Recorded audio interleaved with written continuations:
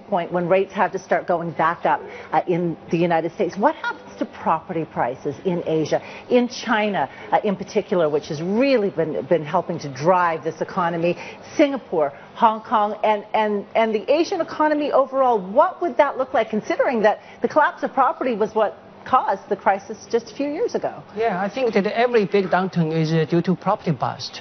Now, China is different from Hong Kong. China has a supply problem. So this is why China's property market is turned. And the Beijing and Shanghai's land sales revenue last year were dropped by about 1/3.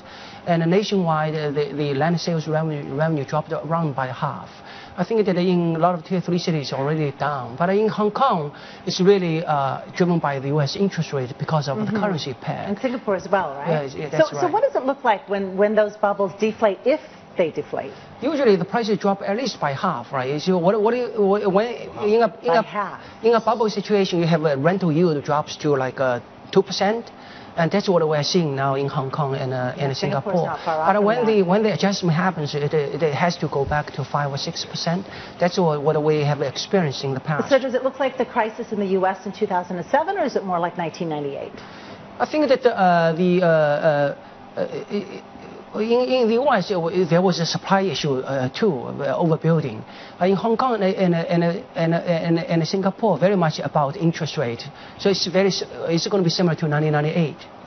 Andy, you called the Chinese property market a smokescreen, really to confuse speculators. And myself, I'm a little bit confused about the Chinese property market because we are seeing signs of a revival, but the government comments say the opposite thing, that the curbs and restrictions are going to be kept in place. Could you break it down for us, help explain it?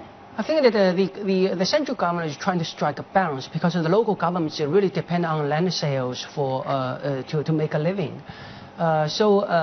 In the last this social revival, it's really driven by state-owned enterprises buying land. So the state-owned enterprise buying land is like shifting money from one pocket to another, because it's the shifting from the state-owned enterprise to local governments. Okay, and this relates to the Chinese recovery, right? And there's a lot of bulls. The chorus of bulls is growing about China's economic recovery, but you say that the recent recovery is probably just perception fueled by misleading statistics. Which do you think are those misleading ones? I think that to read the Chinese economy, you need to read the listed companies' results, and their top line is very much similar to the nominal GDP growth rate.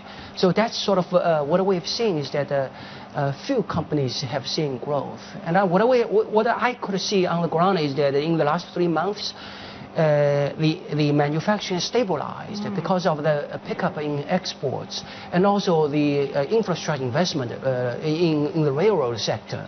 But in terms of overall, the growth is still very low. But are you saying you don't trust the numbers from China? I think that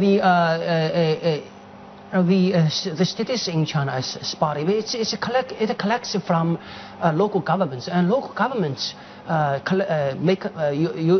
report the numbers based on what they want to report. So for the central government, it's always very difficult how to read all these numbers. So they sometimes make arbitrary adjustments.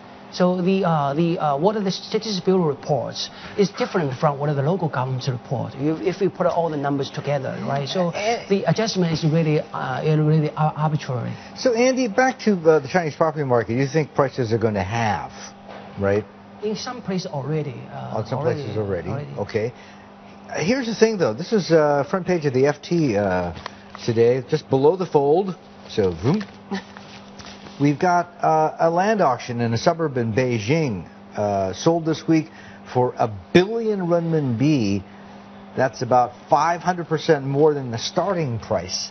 And it's got a lot of people thinking maybe property is heating back up again. First is you cannot look at the total amount, right? This is you have to look at the unit price. It's actually not close to the peak. The second is that this is a small state-owned enterprise based in Beijing. So the state-owned enterprises, the way they bid, influenced by the government. Okay. The third is that it's Beijing. Beijing would be the last market to fall because of all the gray money in China goes to Beijing first. And this is very much, Beijing's property market is always driven by anti-corruption campaign. All right, like it a lot. We'll talk more about gray money when we continue with Andy Shea, plus our chart man, JERO Guppy from GuppyTraders.com. Don't go away.